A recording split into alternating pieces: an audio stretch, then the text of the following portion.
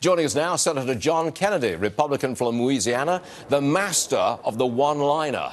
What's your one-liner on my socialism? What do you say, Senator?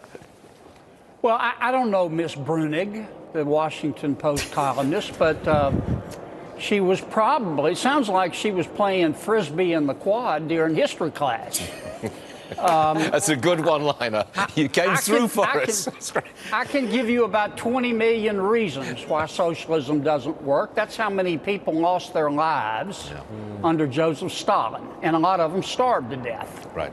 I mean, I'm sure Ms. Brunig, if she would go read a little history, she would understand that. Before she reaches a final conclusion, though, I would suggest that she may want to visit North Korea. I hear it's lovely this time of the year. And then see how she thinks socialism works. And then come back and test that against our way of life here in America. You never disappoint, Senator. But I'm going to move on. Thank you, sir. That's very good. All right. President Trump is going to have a meeting on video game violence. It's at the White House today. Now, what do you say about that? Video game violence? Is that what you referenced? Yes, sir. Yeah. Well, I mean, it's a problem. I believe in a free and open society, as we all do, including but not limited to an internet. But there's no question that the power of social media, if you will, of which video games I consider to be a part, has changed our society. And we need to stop and step back without going to censorship and just ask ourselves, what is the impact of allowing kids to see violence over and over and over again in the form of a game?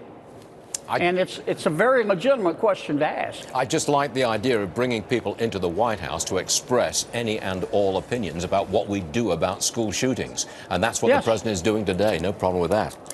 Another one, sir. President Trump tweeted this morning about tariffs. And here's the tweet. Looking forward to 3:30 p.m. meeting at the White House. We have to protect and build our steel and aluminum industries while at the same time show great flexibility and cooperation towards those that are real friends and treat us fairly on both trade and the military. So that sounds like a pullback from blanket tariffs to some exceptions like Mexico and Canada. Compromise. You approve? Well, yes, and I don't see how any reasonable person could disagree with what the president tweeted. Look, I've been telling my colleagues, before we get all lubed up, let's wait and see what the president proposes. And he hasn't made a concrete proposal yet. We do know, and I know the president knows, that the main problem is China. China is eating our lunch and the sack it came in, and they're the problem behind steel. 2 years ago, their economy started going downhill. Instead of laying off their steel workers, the Communist Party owns the plants.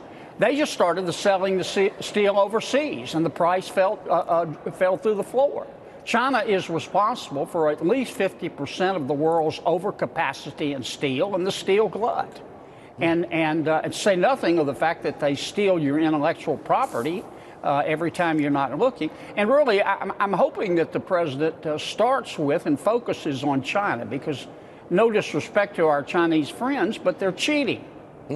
Senator, you don't disappoint. We appreciate you being with us this morning. Senator Thanks, John Kennedy, Republican, Louisiana. Thanks for joining us, sir. Appreciate it. You bet.